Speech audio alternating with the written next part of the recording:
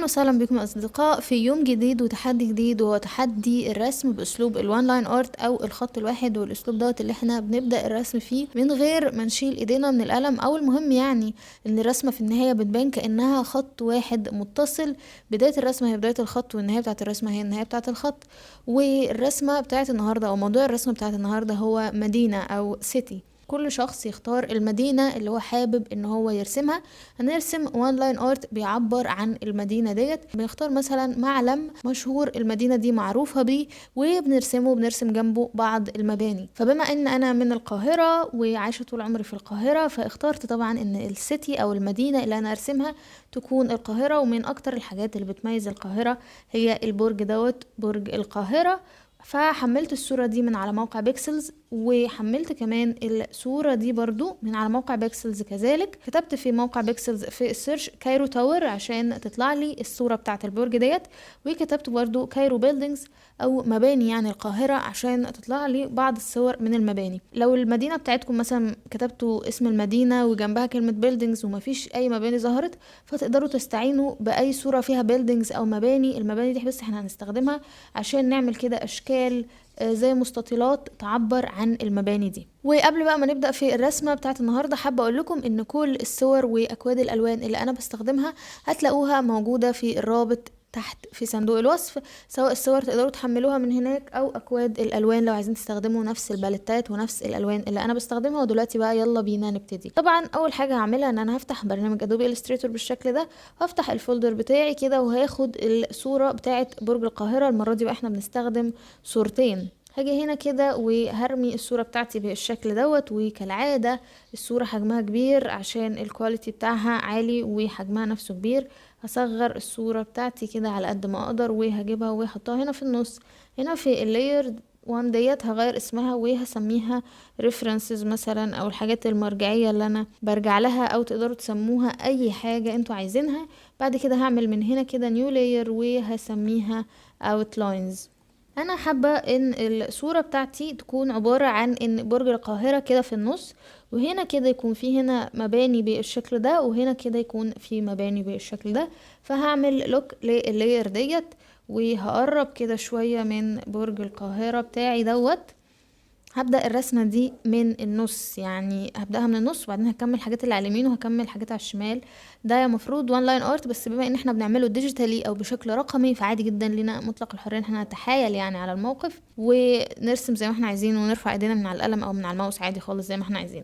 هختار طبعا اللاير بتاعت اوتلاينز، وهجرب كده اعمل خط بالشكل دوت. فالخط دوت سميك قوي مش عاجبني، فهجيب هنا كده من بروبرتيز وهختار ان الخط بتاعي مثلا تكون السماكة بتاعته نص او ربع. الربع لطيف. طبعا كل مدينة في حاجات هي مشهورة بيها، سواء المساجد سواء حاجات معمار زي الأبراج والحاجات ديت. فانتوا تقدروا تختاروا أي مدينة انتوا حابين انتوا ترسموها، وتختاروا معلم من معالمها وتجيبوا صورته وترسموا الصورة بتاعته. هبدأ بقى كده من تحت هنا، وهطلع عند الخط ده وهرسم الأشكال دي كده، السمبوكسات دي اللي بتدي شكل شبه زهرة اللوتس. هطلع بعد كده عند القمة بتاعة البرج، وهنزل كده هنا كده بالشكل ده، وهروح رايحة على اليمين. هنا بقى هيبقى في عندي المباني بتاعتي. حاول اظبط بقى في الجزء دوت لان هو بقى بايظ خالص. طبعا هنا لازم النقط النهائية تبقى نقط حادة، لان ده برج يعني مش حاجة مثلا اقدر ان انا اعملها قوي معوجة. كل ما تبقى النقط حادة خاصة اللي في الاطراف كل ما ادتني شكل احلى، خصوصا في الرسومات بتاعت الحاجات المعمار يعني، او الحاجات اللي بتتبني. اكتبولي في التعليقات اذا كان في البلد اللي انتوا ساكنين فيها او المدينة يعني اللي انتوا ساكنين فيها برج مشهور، وهل البرج دوت انتوا زرتوه قبل كده ولا لا. انا عن نفسي زرت برج القاهرة قبل كده يمكن حوالي مرتين او اكتر. هدوس كنترول ار من الكيبورد عشان تطلع لي الرولر او المسطرة دي، وهسحب كده المسطرة هنا عشان اظبط الزوايا بتاعة الشكل اللي هو بتاع البرج دوت اللي عامل زي زهرة اللوتس. ظبط بقى الجزء العلوي من البرج بالشكل ده. حاول اخلي فيه نقط متقابلة على نفس المستوى عشان يديني الشكل بتاع الواقعية او السيمتري بتاعت البرج. وزي ما قلنا يبقى فيه نقط كده موجودة، ضغط عليها دبل كليك عشان تبقى نقط مدببة. هعمل كده هنا حركة تبين لي الشبابيك او الاشكال اللي هي بتبقى في البرج. وطبعا بما ان دي شبابيك او مربعات يعني بمعنى اصح، فلازم تبقى برضو بوينتد او يعني نقط مدببة مش نقط واخدة منحنى. برضو هاخد الرولر من هنا عشان عايزة النقط دي كلها تبقى ماشية على نفس الخط. اشيل بقى النقط اللي هنا كده بتبقى في نص ما انا ماشية في البرج، وهنزل دي هنا كده بحيث ان انا عايزة ده خط مستقيم تماما. هطلع بس اعدل في الحتة دي كده اللي هي بتاعة الطلعة بتاعة البرج، احط دي كده قدام دي هنا، وهجرب اشيل الرسمة بتاعتي كده عشان اشوف الشكل. ارجع الرسمة تاني واكمل التعديلات بتاعتي، اظبط دول كده على الجايد عشان كل ما يبقى شكلهم ماشيين مع بعض على نفس الخط كل ما دوت هيدي البرج بتاعي شكل احلى.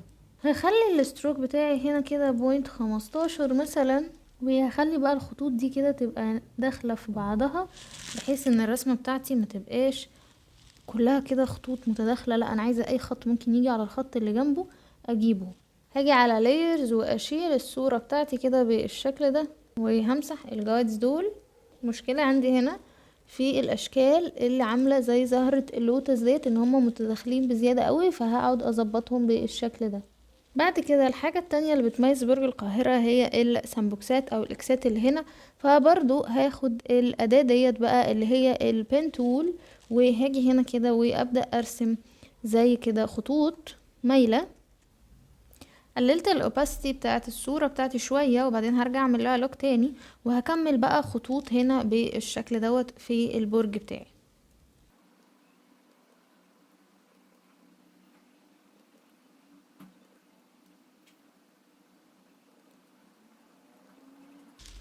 هخفي بقى الصورة بتاعتي بعد ما خلصت كل الاشكال اللي هي عاملة زي السامبوكسات ديت، وهتمم كده على الخطوط. لو في خط مثلا محتاج ان هو يطول شوية بالشكل ده هروح مطولاه بحيث ان هو يقفل معايا، ولو في خط اصلا خارج برا زي هنا كده هروح مدخلاه جوه تاني بكل سهولة. بعد كده بقى هجيب صورة المباني التانية اللي احنا كتبناها في السيرش كايرو بيلدينجز ديت وهحطها هنا بالشكل ده، وهجيب كده الصورة بتاعتي دي. هفتح بقى اللاير بتاعت الريفرنسز، هشيل منها اللوك واحط الصورة بتاعتي فيها بالشكل ده.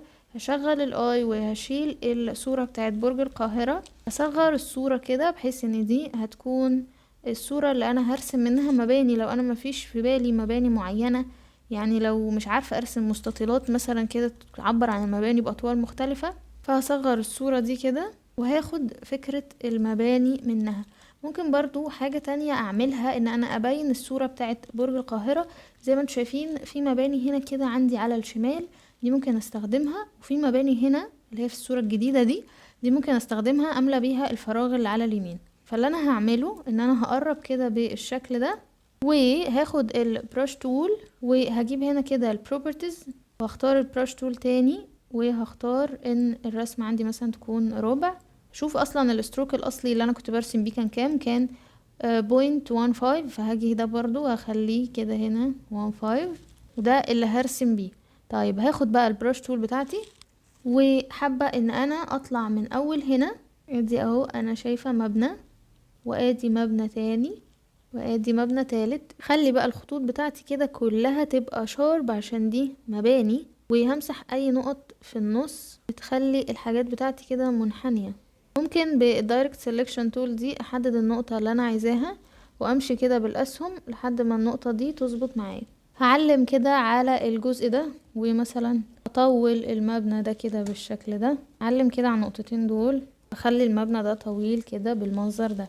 هروح رايحة بقى كده واخدة الصورة بتاعتي الجديدة دي هنا وهصغرها كده وانا ضغطة شيفت. دي المباني اللي عايزة اضيفها الناحية التانية، وهضغط كنترول 2 من الكيبورد.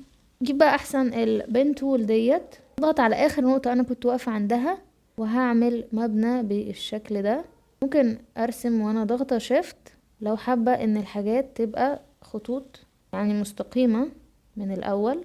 بعد بقى ما رسمت الاوتلاينز كده بتاعت المباني بالشكل دوت، هخفي بقى الصورة بتاعتي وهخفي كمان الصورة بتاعت برج القاهرة بالشكل دوت. وبعد كده هختار الباث دوت وهاجي هنا كده عند properties واغير في الستروك بتاعه شوية. طبعا الستروك هنا مختلف عشان دي brush tool ودي الاداة بتاعت البين تول، فهغير كده في الستروك لحد يعني ما يبقى شبه الستروك دوت. وخليته كده بالشكل دوت، خليته يبقى الستروك 1. هاجي هنا برضو كده وهختار الأداة دي وهنزل بالخط ده هنا بالشكل ده. هشوف بقى لو الرسمة بتاعتي فيها اي حاجة محتاجة ان هي تتعدل، وهعدلها زي ما انا عايزة. حاسة ان المسافة دي كده كبيرة شوية، فهدخل الشكل بتاعي هنا كده بالمنظر ده. وبعد كده هختار الأداة ديت بتاعة التايب تول، وهكتب هنا كده كلمة كايرو، او هكتب بقى يعني كل واحد يكتب المدينة اللي هو رسمها،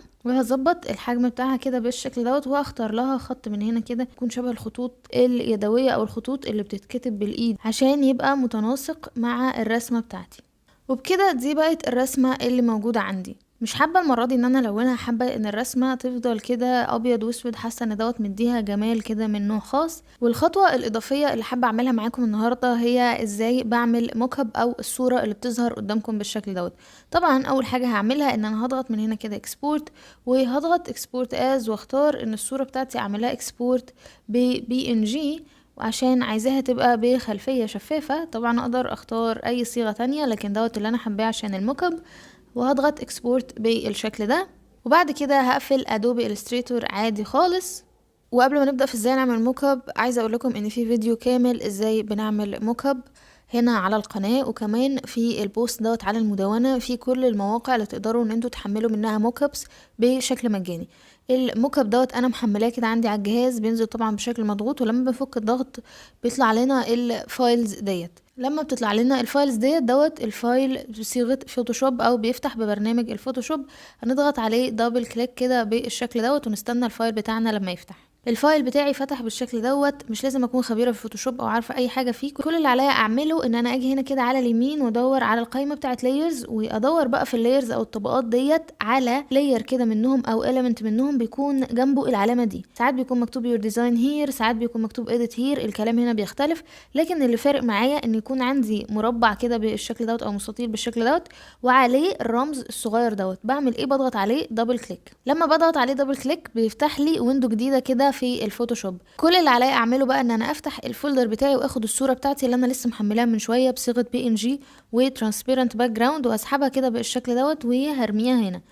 وممكن عادي اضغط كنترول وماينس من الكيبورد عشان ارجع لورا اعمل زوم اوت، واكبر بقى الصوره بتاعتي واحطها كده زي ما انا عايزه بالشكل اللي انا عايزاه. بس طبعا بكبر من الاطراف دي عشان انا مش عايزه الرسمه بتاعتي تبوظ وتمط كده او يبقى شكلها وحش. هشدها كده بالشكل ده، عايزه اخليها متوسطنه في النص. طبعا بيكون عندي هنا ساعات كلام ظاهر، كل اللي انا بعمله ان انا هاجي هنا في العين، حتى هو هنا مسهل عليا وكاتب لي هايد ذس لاير، وهضغط على العين ديت عشان اشيل اللاير دي خالص. ومن القائمه بتاعت فايل هنا هختار كنترول اس او سيف، وهرجع تاني على الموك اب بتاعي، هلاقيه اتعمل لي بالشكل اللي انتوا شايفينه دوت. هضغط من هنا كده عادي فايل، واقول له اكسبورت. بعد كده كويك اكسبورت از بي ان جي، وهعمل اكسبورت عادي خالص. ممكن طبعا اغير اسمها. هضغط سيف. على حسب بقى قوة الجهاز الاكسبورت بيحصل، الاكسبورت دي بتحتاج وقت شوية، فممكن يعني تاخد بعض الوقت منكم. وبكده بقى عندي الموك اب بتاعي بكل سهولة، او التصميم اللي انا عملته بشكل واقعي زي ما انتم شايفين. الموك ابس بقى فيه منها كتير جدا، تقدروا ان انتوا تعملوا موك اب على تيشيرت، تقدروا ان انتوا تعملوا موك اب على مج، تقدروا ان انتوا تعملوا موك اب على مجلة. كل الاشكال الموجودة تقدروا انتوا تحملوها، وحسب التصميم بتاعكم اصلا ايه المنتج اللي انتوا عايزين تحطوه عليه تستخدموا الموك اب بكل سهولة. ودي كانت كل حاجة الفيديو النهاردة. ما تنسوش تبعتولي التصاميم بتاعتكم والمشاركات بتاعتكم على رسائل فيسبوك وانستجرام عشان هنشرها على البوست الموجود على المدونة. يا رب يكون التحدي النهاردة بالنسبة لكم لطيف وخفيف على قلوبكم. اكتبولي في التعليقات انتوا من اي مدينة، او ايه المدينة اللي انتوا حابين ان انتوا ترسموها، او حتى حابين ان احنا نرسمها في فيديو من الفيديوهات الجاية. واعملوا سبسكرايب وفعلوا الجرس واختاروا اول عشان يوصلكم كل جديد. كمان تقدروا تتابعونا على المدونة فيسبوك تليجرام وانستجرام، هسيب لكم كل الرابط دي تحت في صندوق الوصف. والى اللقاء في فيديو جديد. دمتم بخير. باي باي.